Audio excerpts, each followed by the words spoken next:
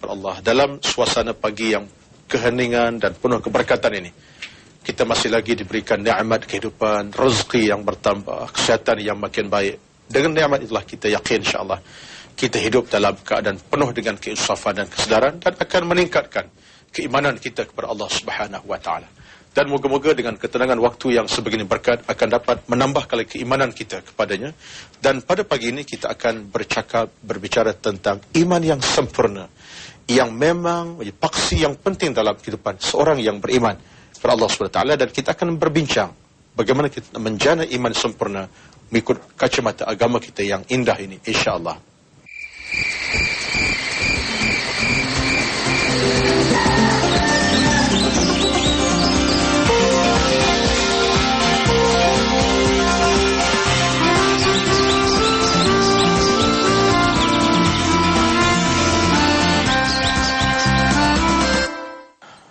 Alhamdulillah.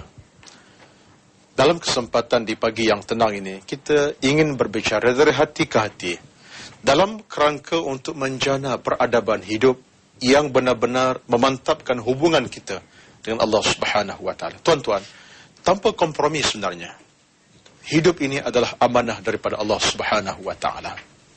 Dan apabila hidup ini merupakan amanah, maka yang paling utama ialah amanah ini kita akan kembalikan semula kepada Allah.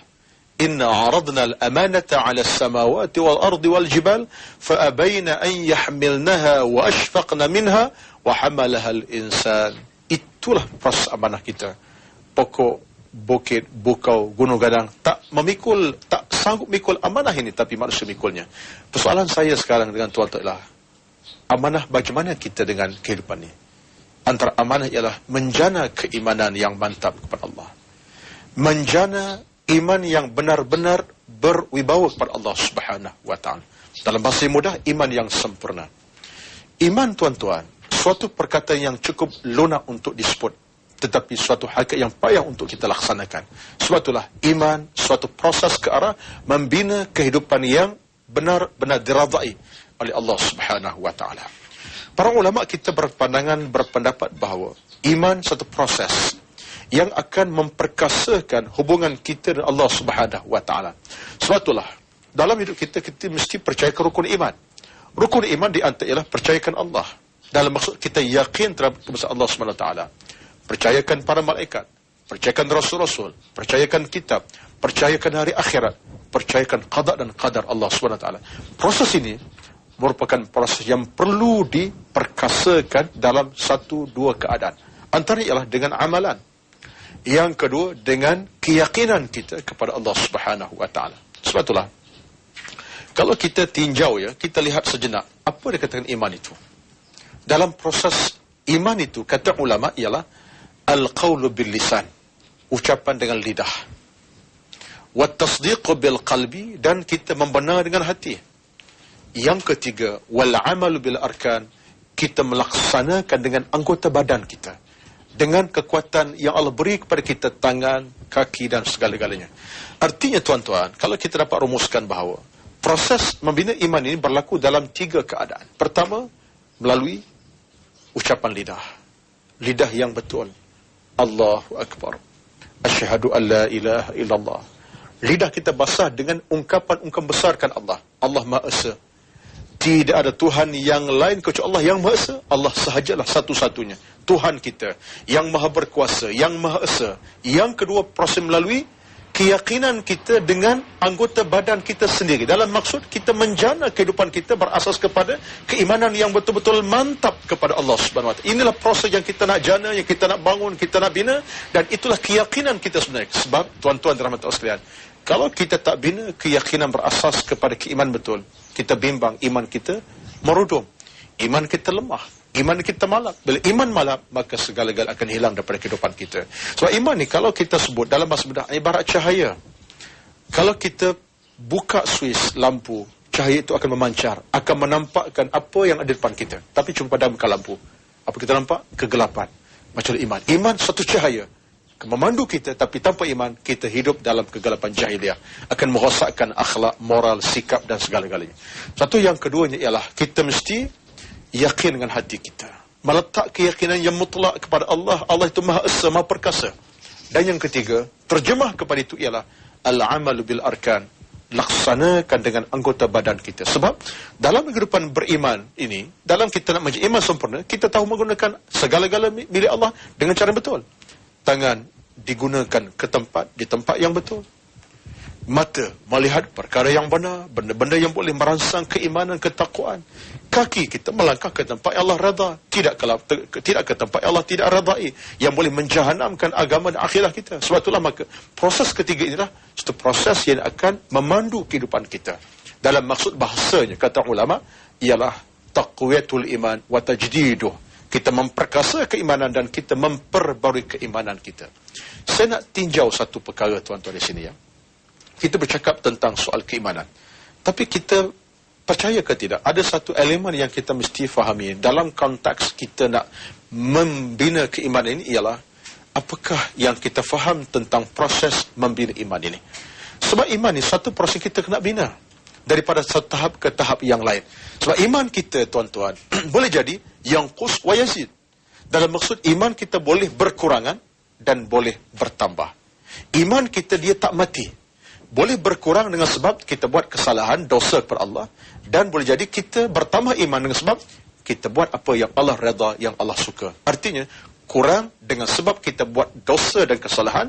Dan iman bertambah bila mana kita melakukan amal-amal yang diredai Allah SWT. Jadi, itulah hakikat iman kita. Dia hidup, boleh kurang, boleh bertambah. Dan kita akan kembali seketika nanti, kita akan bincangkan tajuk ini demi ke arah kebaikan kita bersama. InsyaAllah. Alhamdulillah.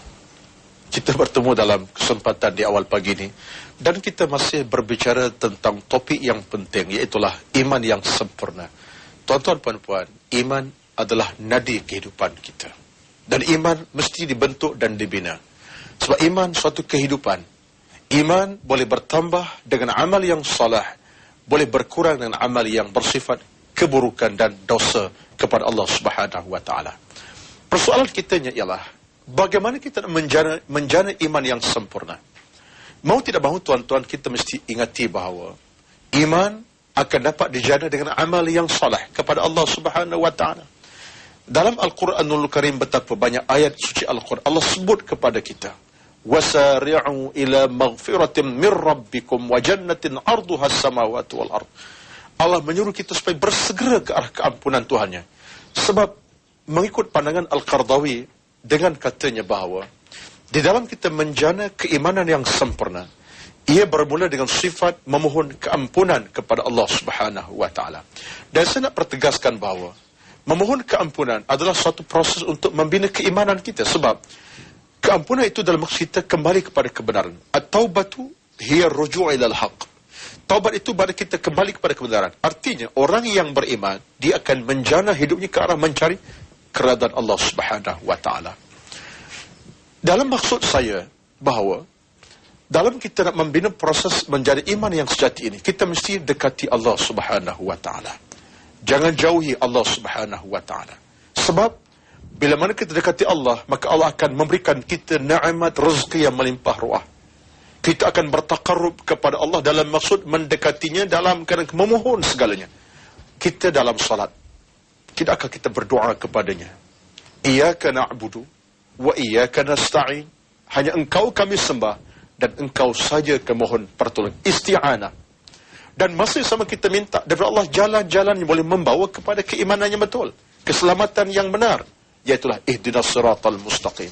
Tunjukkan kami Allah jalan yang lurus, jalan yang betul, jalan yang boleh menyelamatkan kami daripada siksaan neraka Allah Subhanahu wa taala. Yusuf Al-Qardawi berkata bahawa bila mana kita mampu menjana kekuatan iman berasaskan perasaan tadi, ia akan dapat memberikan kita kekuatan demi kekuatan. Akan memberikan kita kekuatan yang benar-benar memberikan kita jalan yang boleh membawa kita kepada Allah Subhanahu wa taala. Sebagai contoh yang mudah tuan-tuan, kalau kita bercakap tentang ihdinas siratal mustaqim, ya Tuhan kami, tunjukkan kami jalan lurus. Dalam maksud kita minta Allah tunjukkan kami jalan keimanan, jalan Islam, jalan taqwa, jalan syurga, jalan kebaikan, jalan para alim. Itulah jalan keimanan kita. Sebab kita dalam hidup kita nak melalui jalan-jalan yang pernah diteruskan oleh ulama kita, para alim ulama kita, para nabi-nabi kita, rasul-rasul kita. Sebab itulah dalam hal ini Bila mana kita nak membina iman yang sempurna, kita mesti berfaksi di atas keimanan yang benar-benar membulatkan keyakinan kita kepada Allah Subhanahu wa taala. Prosesnya bukan senang. Prosesnya adalah proses yang berasas kepada hidayah Allah Subhanahu wa taala. Sebab itulah dalam hal ini ada ulama kita bincang antara keimanan hidayah dia suatu perkara yang mesti berkait rapat. Hidayah suatu nikmat yang boleh menjana keimanan, dan keimanan suatu benda yang boleh membawa kepada hidayah Allah Subhanahu wa taala.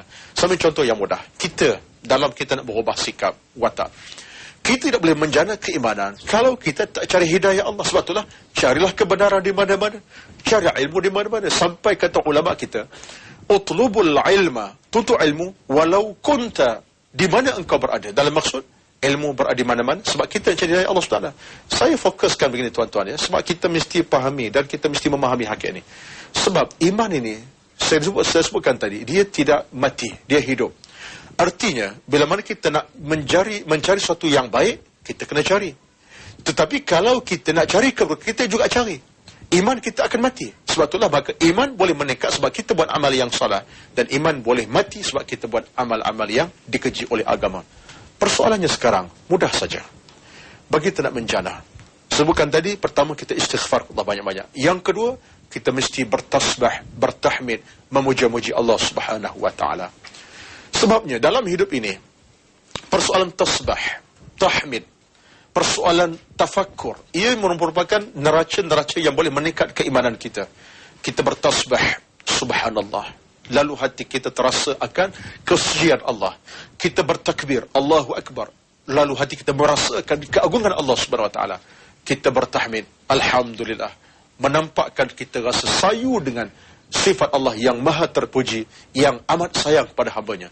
Dengan ucapan tasbih, tahmid, takbir, ia akan menjana keimanan kita. Sebab itulah kita solat, tidakkah kita sentiasa baca kalimah alhamdulillahi rabbil alamin, ar-rahmanir rahim, segala puji bagi Allah, Tuhan semesta alam, ar-rahmanir rahim, Tuhan yang maha pemurah, maha penyayang kepada para hambanya.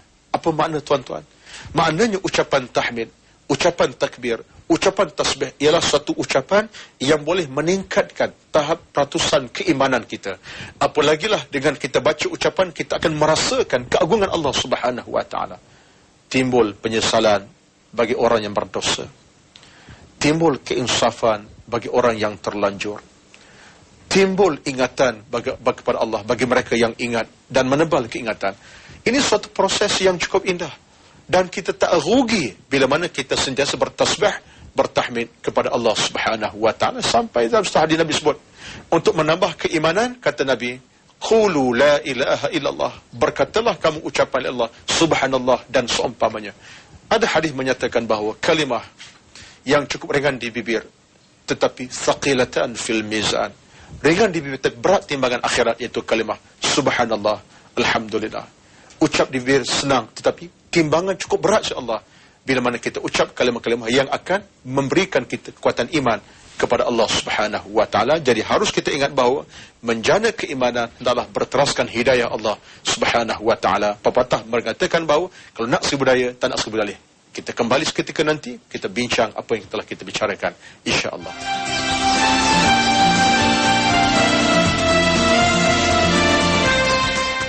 Bincangan kita masih berkisar tentang iman yang sempurna. Merupakan suatu perbincangan yang sebenarnya menyentuh hati perasaan kita. Tuan-tuan puan-puan dirahmati Allah sekalian, iman yang sempurna dijana berasas kepada bimbingan Allah Subhanahu wa taala. Sebab itulah kita mesti ingat dan kita mesti memahami bahawa Allah saja yang boleh berkuasa dan memang berkuasa kepada diri kita masing-masing. Sebab itulah kita mesti ingat dalam perjalanan hidup ini, kita mohon kepada Allah keselamatan. Allahumma ya muqallibal qulub, tsabbit qalbi ala ta'atik. Ya Allah, ya Tuhanku, tetap teguhkan hatiku di atas ketaatanku kepadamu. Kita minta Allah teguhkan keimanan kita, Allah teguhkan jiwa kita, Allah teguhkan hati nurani kita supaya sentiasa taat dan patuh kepada Allah Subhanahu wa taala. Satu benda yang penting ya tuan-tuan, kalau kita nak menjana iman yang sempurna ialah satu hari Nabi telah ingatkan kita dengan katanya, dengan sabda baginda, jaddidu imanakum, yang bermaksud perbaharuilah keimanan kamu. Kita kena baharukan iman kita. Lalu para sahabat bertanya, ya Rasulullah, kaifa nujaddidu imanana? Bagaimana kami nak baharukan iman kami? Apa caranya? Lalu kata Nabi, biqauli la ilaha illallah, dengan ucapan kalimah la ilaha illallah, wa bitilawatil Quranil azim, dengan baca kitab suci Al-Quranul Karim. Tuan-tuan, saya nak fokuskan sikit. Sebab kita jangan bersifat hipokrit dengan keimanan kita.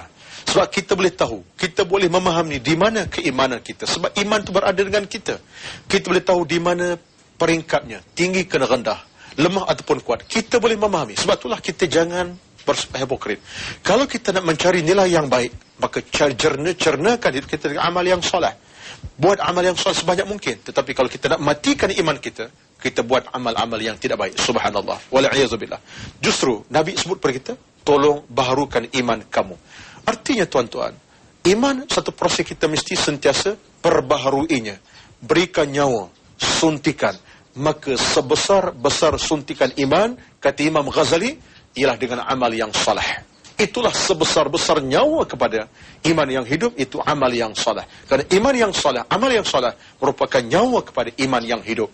Tetapi amal yang buruk, amal yang keji adalah merupakan nyawa kepada iman yang mati. Justru kita boleh faham dalam hal ini siapa kita. Oleh itulah maka dalam Al-Quranul Karim Allah sebut secara terang nyata kepada kita, faman kana yarju liqa'a rabbih falyamal amalan salihan wala yusyrik bi'ibadati rabbih ahada. Barang siapa yang ingin bertemu Allah, bertemu Tuhannya di satu ketika nanti, kata Allah, falyamal amalan salihan, hendaklah kamu beramal amal yang salih dan tidak syirik kepada Allah Subhanahu wa taala. Sebab iman itu tuan-tuan, kita nak kena jana, kita kena belai, kena bentuk, kena jaga, kena semai, kena benihkan, kena airkan. Itulah dia keimanan. Saya boleh ibaratkan semacam kebun kita. Kebun kita tanamkan benih. Kalau kita tak jaga pokoknya, tak jaga benihnya, tak airkan benihnya, tak airkan pokoknya, tak jaga tempatnya, pokok itu tidak akan membiak, dia akan mati berjalan. Macam itu iman kita. Kalau kita tak biarkan dengan subur, tak benihkan dengan benih-benih yang baik, tak imankan iman yang sempurna, tak berikan amal soleh yang baik, iman kita akan mati, gugur tengah jalan. Ini yang kita paling bimbang. Akhirnya kita mati dalam keadaan iman kita tidak ke mana-mana. Sedangkan di penghujung usia kita, kita akan dibangkit dengan keimanan kita kepada Allah Subhanahu wa taala. Dalam Al-Quran Tuhan sebut kepada kita bahawa yauma la yanfa'u malun wala banun illa man atallaha biqalbin salim.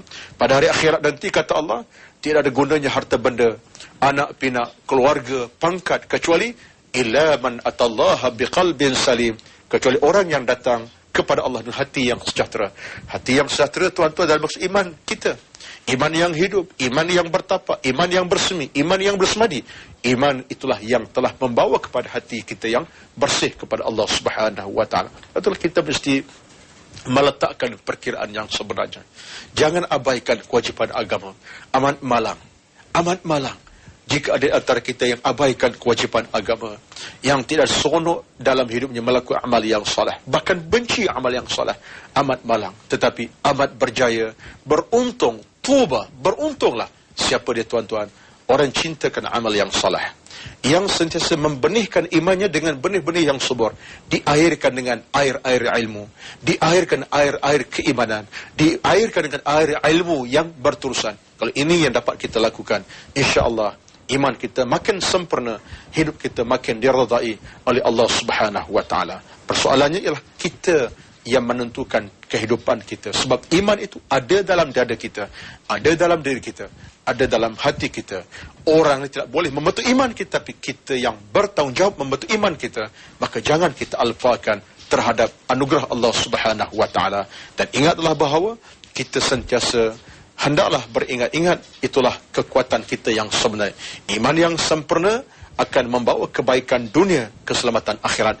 Iman yang rapuh, iman yang lemah, iman yang hancur akan meranapkan hidup dunia di akhir apatah lagi. Suatu kita nak, kita mahu, moga-moga Allah memberikan kita keimanan yang berterusan, keimanan yang berpanjangan, dan iman kita makin subur. Subur dengan sebab amal solah yang kita lakukan, subur dengan sebab ilmu yang kita cari, subur sebab ketaatan kita yang mutlak kepada Allah Subhanahu wa taala, maka jangan cemari iman kita, rosakkan iman kita. Jangan sama sekali. Kalau kita rosakkan iman kita, binasalah hidup kita. Dan ingat pesanan ulama kita, iman bertambah dengan amal yang salah, iman berkurang dengan amal-amal yang tidak diradai oleh Allah Subhanahu wa taala. Itulah sekadar perbincangan kita di kali ini. Moga-moga Allah memperkasakan iman kita. Wassalamualaikum warahmatullahi wabarakatuh.